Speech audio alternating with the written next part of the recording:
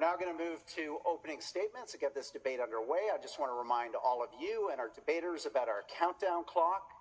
When you see the countdown clock for our debaters' time segments, their opening remarks, their rebuttals, and their closing remarks, join me in a loud round of applause. That'll keep them on their toes and our debate on schedule.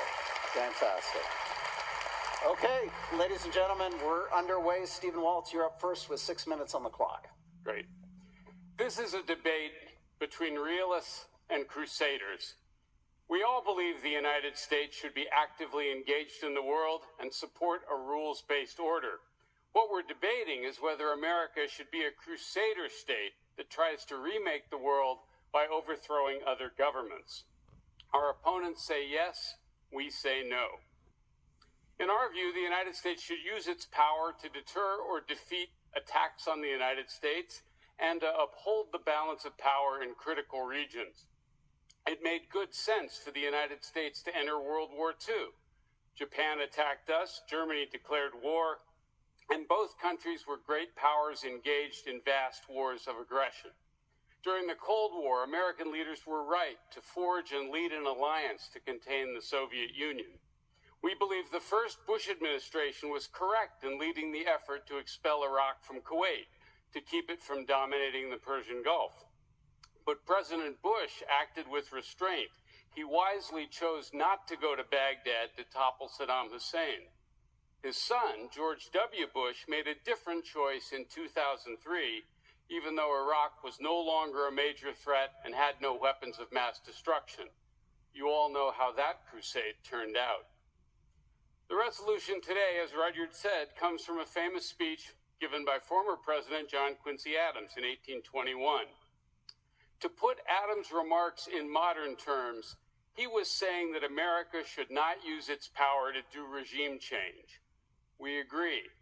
As John will explain, toppling foreign governments to promote democracy almost always makes things worse. Replacing another country's political system is a vast social engineering project, usually done in places we barely understand, and the typical result is not a vibrant democracy, but chaos, destruction, and thousands of innocent dead. If you have any doubts, just look what happened in Iraq, Afghanistan, or Libya, or consider the damage the war on Iran has caused in just 3 months. Toppling foreign governments also undermines the principle of sovereignty that is the foundation of a rules-based order. If it's okay to overthrow a government that hasn't attacked us, then what's to stop anyone from taking territory that belongs to others, as Putin did in Crimea or as Donald Trump wants to do with Greenland? If it's acceptable to use force to topple a government you don't like, it's easy to justify assassinating its leaders, imposing sanctions that harm thousands of innocent civilians, or even torturing enemy prisoners. Remember those pictures from Abu Ghraib prison with 108 Iranian schoolgirls killed by a U.S. airstrike 2 months ago? When we set out to destroy monsters, we end up doing monstrous things ourselves.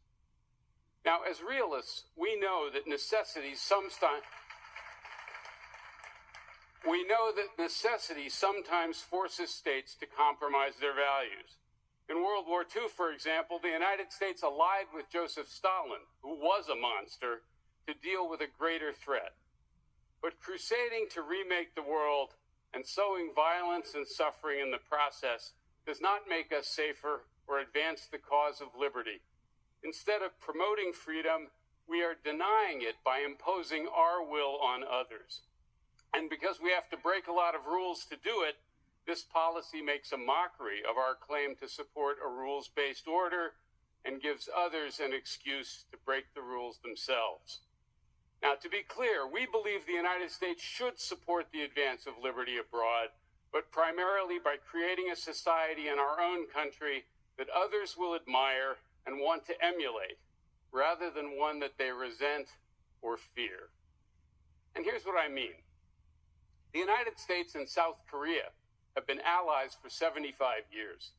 Until the late 1980s, South Korea was a brutal military dictatorship, that violently repressed pro-democracy forces and employed torture, forced labor, and occasional massacres to hold power. It wasn't North Korea, but it was far from free. Did the United States set out to overthrow it? No. Instead, it worked patiently to persuade South Korea that there was a better way. We sheltered pro-democracy exiles like Kim Dae-jung and then arranged for his safe return to his home country. And in 1987, South Koreans rose up on their own to demand an end to military rule. Today, South Korea is the 10th largest economy in the world, and according to Freedom House, it is a healthier democracy than the United States itself. The lesson is clear. Restraint works, crusading doesn't. Bottom line is that John Quincy Adams was right. America can best defend its interests, promote freedom, and foster a stable world order by setting a good example, and not by engaging in an endless search for some new monster to slay. We should not be crusaders, but instead use our power with wisdom and restraint. Thank you. Well done, Stephen. All that time in the Harvard Lecture Hall, you still had 17 seconds on the clock. We appreciate that. Mike Pompeo, you're up with 6 minutes for your opening statement. Great. Thank you, Rudyard. And thank you for hosting us here. And appreciate you all being here tonight. It's wonderful. By the way, it's a little awkward to be the furthest to the left of anything tonight, but I'm gonna work my way through it. So the resolution talks about not hunting monsters. Right? It says we're not going to go hunt them. But at least we heard our opponents acknowledge that monsters exist. That's a good start. But of course, what history shows us is if we don't, once monsters are identified and we know who they are, if we don't pursue them, they'll come pursue us. We'll talk about those tonight at great length. And I, for one, and I think Tori would agree, we'd rather hunt them on our terms than on theirs. Professors Mearsheimer and Walt tried to frame the debate tonight in a way, but and there's so many things we do agree on. Western democracies should not go provoking. We should not go pick a fight. We shouldn't go look for a fight. We should not be in the business of creating enemies or searching for them. For our collective well-being, I hope we can all agree that there is, however, an existence of monsters, whether we pick them, create them, or otherwise. They find us. You all like country music here in Canada, right? Shania Twain, Katie Lang, Terry Carter. I have a favorite country music song. It's called Coward of the County. Kenny Rogers popularized it in the United States. And in Coward of the County begins with the words. It says, everyone considered him the coward of the county. His mama named him Tommy, but folks just called him Yellow. He always turned the other cheek. And according to the lyrics, his daddy told him, walk away from trouble if you can. You do not have to fight to be a man. He was bullied for years. He was thought to be a coward. But then his wife was raped by 3 men, and he shot them dead. Now, I'm not suggesting for a moment for that vigilantism should exist and that individuals aren't different than sovereign nations. But we have to remember that evil exists. One must acknowledge that. And when it comes for you, it comes intentionally. It comes to hurt. That's the goal. That is the raison d'etre for these organizations. It's what they do. And if we do not hunt monsters, they will destroy us. It's that simple. Even Adams knew that. Doesn't require us tonight in this resolution to defend the process of figuring out who monsters are. But make no mistake, when we identify them, when they show their true colors, we must hunt them. It's our duty as sovereign leaders to protect our citizens from this evil. Monstrous acts are all around us. We see it today. Take Russia's invasion of Ukraine. Before the war started, our opponents said that Vladimir Putin didn't really want to destroy Ukraine. Ask a Ukrainian mother if that's true. They said Putin didn't have imperial ambitions. He claims he does. And he's evidenced that in every single action and his complete refusal to accept any of the terms that have been proffered. Then it was said that Ukraine couldn't hold the line, that they could not fight back against the monster. And now, 4 years on, they have demonstrated unequivocally that they can. And how about the monsters who killed 3,000 people on September 11th?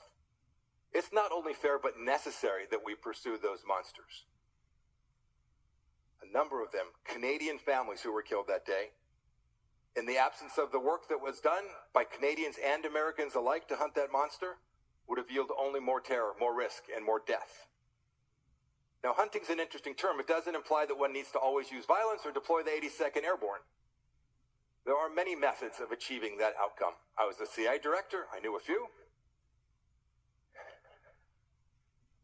And hunting does indeed work best when you create a hunting party, when you want friends with you, because you never know if the monster himself is hunting in a pack, like China, Russia, Iran, Venezuela, North Korea are doing today. And as much as we don't want to hunt, I'm a former soldier, no one likes war. The alternative, letting the monster grow until it has much greater capacity for destruction, is deadly and dangerous and un-American. One way or another, you must confront the monster.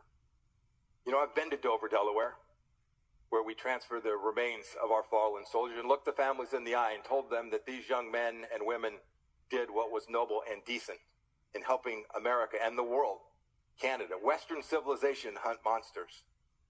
When they come from the shadows, we have work to do. You know, it was a monster who held the two Michaels. He held them captive. These Canadians did nothing wrong, but Xi Jinping didn't care one iota about that. In the same way that he lost no sleep when millions of people died as a result of a virus that he refused to allow the world to do the good work necessary to protect against. Western civilization, indeed basic decency, demands that our nation not be cowards of the world. And just as Tommy did his best for years to avoid picking a fight, there comes a moment. We either hunt now or fight later. And to us, the answer is clear. These folks have never met a monster that they weren't willing to downplay, deny, or explain away. But we recognize the eternal truth. In Isaiah 5:20, it says, "Woe to those who call evil good and good evil, who put darkness for light and light for darkness." Monsters are real, and when we find it, we must hunt them.